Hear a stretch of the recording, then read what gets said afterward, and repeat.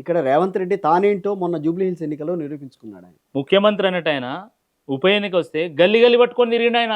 గదో పెద్ద విజయం అది నాకు అర్థం కాదు. ఏ రోజైనా కేసీఆర్ గారు ఉప ఎన్నిక వచ్చి అసలు గ్రామ గ్రామాన తిరిగిండా, గల్లీ గల్లీ పట్టుకొని తిరిగిండా? మరి అది రేవంత్ రెడ్డి గారు కోట్ల రూపాయలు కుమ్మరిచ్చి గల్లీ గల్లీ పట్టుకొని తిరిగి మంత్రులనంతా గల్లీకి ఇన్ఛార్జ్ సంఖ్య పెంచుకున్నారు, మీ సంఖ్య తగ్గించారు. పంచాయతీ ఎన్నికలు పట్టపగలి చుక్కలు చూపెట్టింది కదా మా వాళ్ళు.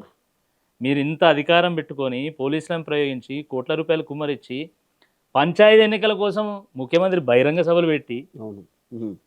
మంత్రులను తోలి ఇంత చేసినా కూడా మీరు 50% సీట్లు దాటలే కదా.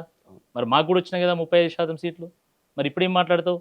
పెట్టు దమ్ముంటే జెడ్పీటీసీ ఎన్నికలు పెట్టు, ఎంపీటీసీ ఎన్నికలు పెట్టు, టీఎస్సీఎస్ ఎన్నికలు. ఎందుకు వీఆర్ రెడీ. మేము 2 ఏళ్ళ నుంచి అడుగుతున్న సర్పంచ్ ఎన్నికలు ఎందుకు పెడతలేవు అని చెప్పి మా ఒత్తిడి మేరకు పెట్టిన ఆయన సర్పంచ్ ఎన్నికలు. లేకపోతే అవి కూడా పెట్టేటోడు కాదు.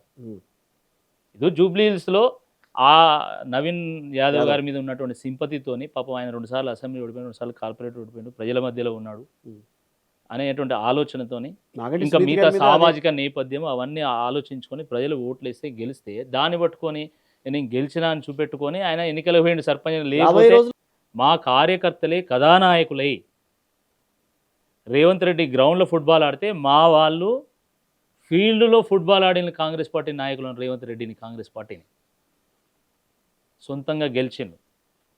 ఇది ఊరికే సాధ్యం కాలేదు. ప్రజలు గెలిపించింది. గుర్తులు సింబల్ లేని సర్పంచ్ ఎన్నికలనే ఇట్లుంటే రేపు కారు గుర్తు వస్తే కారు గుర్తు మీద గుద్దుతే కాంగ్రెస్ పార్టీ నాయకుల మైండ్ బ్లాక్ అయితే దిమ్మ తిరుగుతుంది. ఆ రకంగా ఉంటుంది ఫలితం. అది తెలుసు వాళ్ళకి.